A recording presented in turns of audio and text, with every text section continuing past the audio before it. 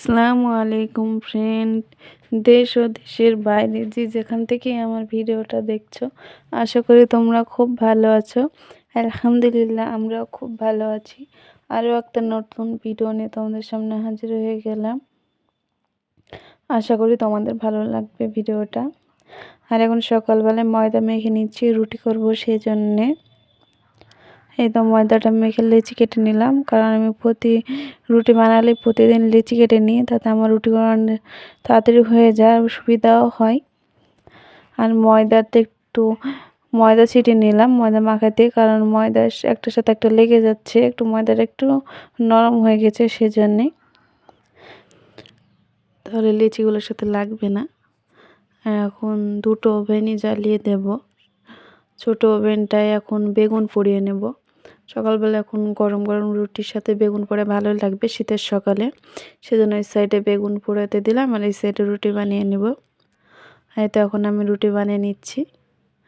আর আম্মুর পাপা এখন দোকানে যাবে, সেজন্যে রুটিটা বানিয়ে নিচ্ছি। আর আজকে আম্মু আর আম্মুর পাপা একসাথে ঘুম থেকে উঠেছে, আর আম্মুর পাপার সাথে এখন খেয়ে নেবে। আর আম্মু আম্মুর পাপার সাথে খেতে একটু ভালোবাসে।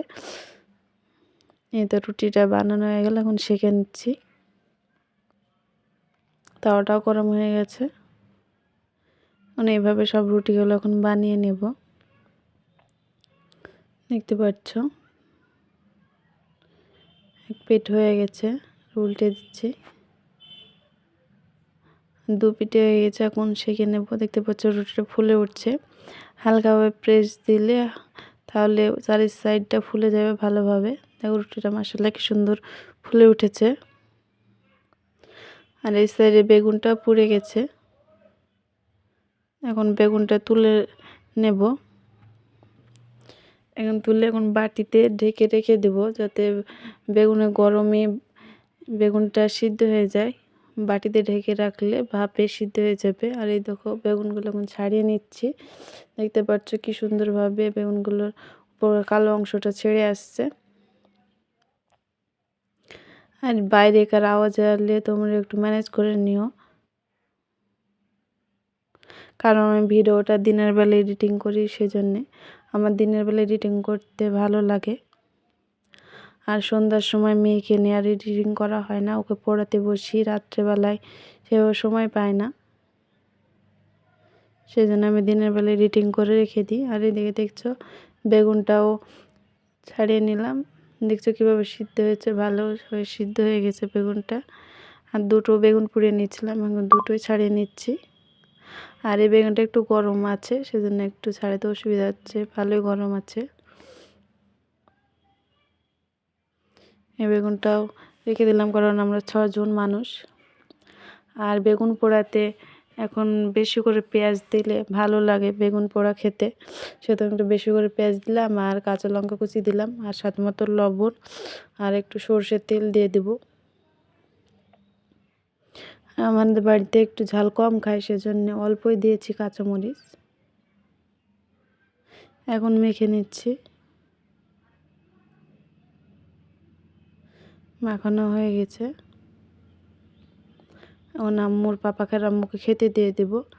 এখন 2 পিস রুটি দিয়ে দিলাম, আর বেগুনটা মেখেছিলাম ওই বেগুনটা দিয়ে দিচ্ছি। এতে খাওয়া হয়ে যাবে। আর 2টো ডিম সিদ্ধ দিলাম আম্মুকে আর আম্মুর পাপাকে। তো এই সাইডে খাওয়া দাওয়া সেরে এখন ঘরে চলে আসলাম, কারণ ঘরে এখন বিছানাটা গুছিয়ে নেব আবার বিছানার কভারটাও কেচে দেব। প্রায় 4 দিন হলো, 4 বা 5 দিন হলো এরকম হলো বিছানার চাদরটা চেঞ্জ করা হয়নি, সেজন্য ভাবলাম আজকে বিছানার চাদরটা চেঞ্জ করে দিই। আজ সকাল সকালই কাজ হয়ে গেছে বাইরেকার, সেজন্য ভাবলাম ঘরে কাজগুলো সেরে নিই। আরে দেখো আম্মুর বেবি, কত বাচ্চা আমার আম্মুই বাচ্চা, আর আম্মুর কত বাচ্চা। আর এখন উপরটা ঝেড়ে নিচ্ছি তুষকের, হালকা ধুলো থাকলে সেটা চলে যাবে। এখন আরও একটা বিছানার চাদর পেতে নিচ্ছি, সেটা ব্ল্যাঙ্কেটটা ভাঁজ করে রেখে দিলাম। দেখতে পাচ্ছ এই সাইডে পাশ বালিশের ওয়ারটা ছিল, ওটা আলনাতে ছিল, সেটা এদিকে নিয়ে আসলাম। এখন ওরগুলো পুরে রেখে দেবো বিছানাতে। আর আম্মুর বালিশের কভার নেই, কেচে দিলাম, সেই জন্যে আম্মুর ওই ছোটো ব্ল্যাঙ্কেটটা দিয়ে ঢেকে রাখলাম যাতে মনে হয় কভার আছে, সেজন্য। আর আম্মুর বেবিটাকে রেখে দিলাম আম্মুর বিছানাতে। এই তো ফাইনাল লুক বিছানার। আর বাইরে চলে আসলাম, সোফাটা আর কভারটাও নোংরা হয়েছে, সেজন্য ভাবলাম একসাথে কেচে দিই। আর এই স্কেলটা দেখছো হলুদ কালার, ওটা আমার মেশিংয়ের স্কেল, যেটা কাটি আমি পিসগুলো, সেটা। আর এখন সোফাটা হালকা করে পর্দাটাতে ঝেড়ে নিচ্ছি, সেভাবে ধুলো পড়ে না কভার থাকলে, ভালো ফ্রেশ ভালোই থাকে। আর এই তো এগুলো এখন ভিজে নেব, এতগুলো জামাকাপড় হয়েছে। এখন জামাকাপড়গুলো ভিজে রেখে দেব, যাতে একটু ভিজলে তাড়াতাড়ি ময়লাটা ভিজে যায় ও তাড়াতাড়ি কাঁচা হয়ে যায়, সেজন্যে জামাকাপড়গুলো ভিজে রেখে বাইরেকার কাজগুলো করে নেব, দেখতে পাচ্ছ। আর আমার ভিডিওটা অবশ্যই পুরোপুরি দেখবে। আর ভিডিওটা যদি কোনো অংশ তোমাদের ভালো লেগে থাকে অবশ্যই লাইক, কমেন্ট এবং শেয়ার করতে ভুলবে না, এবং সাবস্ক্রাইব তো অবশ্যই করবে। আর তোমাদের একটা লাইক আমাকে আরও ভিডিও বানাতে সাহায্য করে, আবার অপরকেও পাঠাতে সাহায্য হয়। অবশ্যই একটা লাইক করবে। বলতে বলতে দেখতে পাচ্ছ জামা কাপড়গুলো এখন ভিজানো হয়ে গেল, সব কটা এখন ভিজে রেখে দেব। এখন রেস্টে থাক আর বাইরেকার কাজগুলো করে আসি। আর মা বললো বাটনা করে দিতে, সেজন্য মিক্সিতে এখন বাটনা করে দিচ্ছি। আর বাটনাতে একটু পানি বেশি হয়েছিল, সেজন্য দেখতে পাচ্ছ বাইরে বেরিয়ে আসছে ছুটে। আর বাটনা করে নিয়ে আসলাম। মা বললো এখন গরুর গোস্তটা কেটে দিতে, সেজন্য মাকে এখন গরুর গোস্তটা কেটে দিচ্ছি। কারণ মাই আজকে দুপুরকার রান্না করবে, সেজন্য আমি যেগুলো মা বলছে সেগুলো করে দিচ্ছি, কাটাকুটিগুলো। এই তো কাটা হয়ে গেছে, আমি ধুয়ে নিচ্ছি।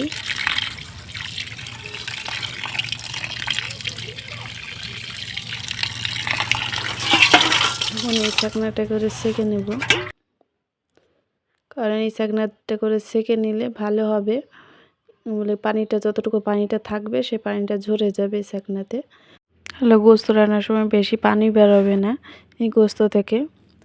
আর এই জন্য মাকে ধুয়ে দিয়ে চলে আসলাম এখন কাচাকুচি করার জন্যে। এখন একটা রোদ উঠে গেছে, আর এখন কাচাকুচি করে দিলে আমারও সুবিধা হবে। কাচাকুচি করে দিয়ে ঘরের এবং ছাদের অনেকগুলো কাজ আছে, সেটা করে নেব। সেজন্য ভাবলাম কাচাকুচিটা করে দিই, তাহলে বাতাসে রোদে শুকিয়ে যাবে। শীতের পোশাক বেশিরভাগ বাতাসে শুকিয়ে যায় এবং রোদেও আছে, সেজন্য ভাবলাম এখন কেচে দিই। আম্মুরগুলোই সবারই আছে, বেশিরভাগ আম্মুরই আছে, কারণ বাচ্চাদের জিনিস একটু সবসময় বেশি হয় শীতে।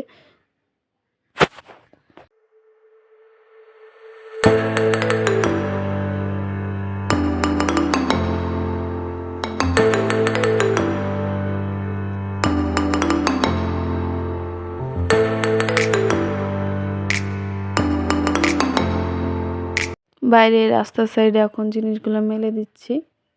আর এখানে জানো গোটা দিনই রোদ থাকে, সেজন্য এই সাইডে মেলে দিচ্ছি।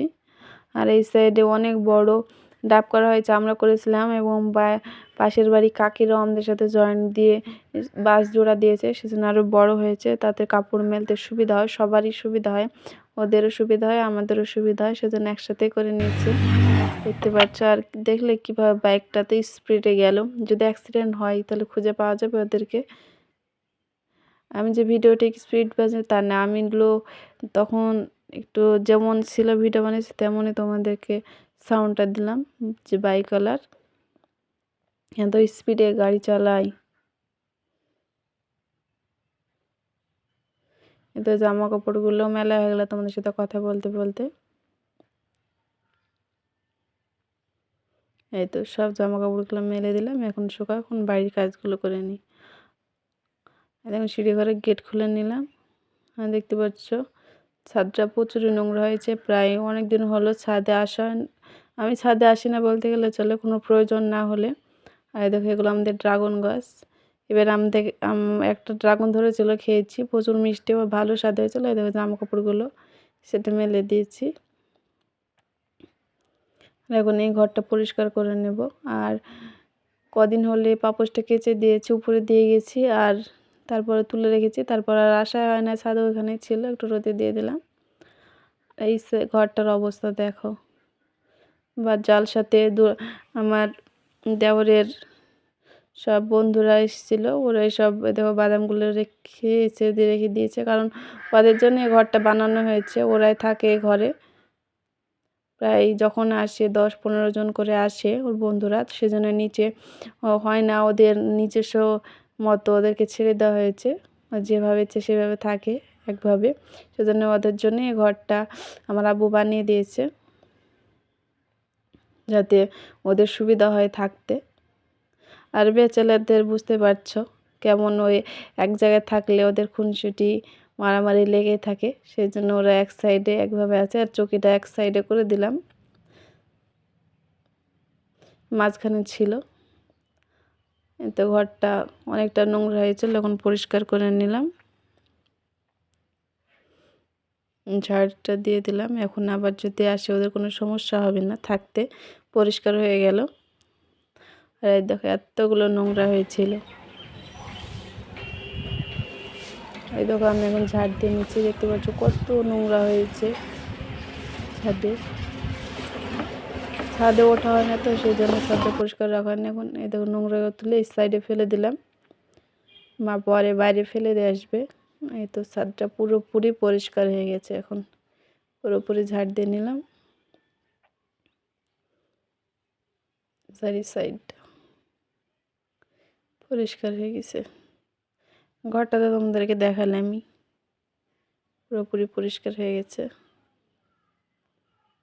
আর বললাম আগে মা রান্না করেছে টক ডাল, বেগুন ভাজা আর গরুর গোস্ত। অর্ধেকটা রান্না করেছে আর অর্ধেকটা তুলে রেখেছে, আজকে এতে আমাদের হয়ে যাবে। আর এখন বিকেলবেলা আমি এখন উঠোনটা ঝাড় দিয়ে নিচ্ছি, বেশি নোংরা নেই, সেজন্য তো বিকেলবেলা একবার ঝাড় দিতে হয়, সেজন্যে ঝাড়টা দিলাম। আর মা আজকে উঠোনটা ছাঁচ দিয়েছে, সেজন্যে উঠোনটা ভালো লাগছে ঝাড় দিতে, সেজন্য আমি ঝাড় দিয়ে নিলাম। এই তো আজকের ভিডিওটা এই পর্যন্ত। ভালো থাকবে, সুস্থ থাকবে, খোদা হাফেজ।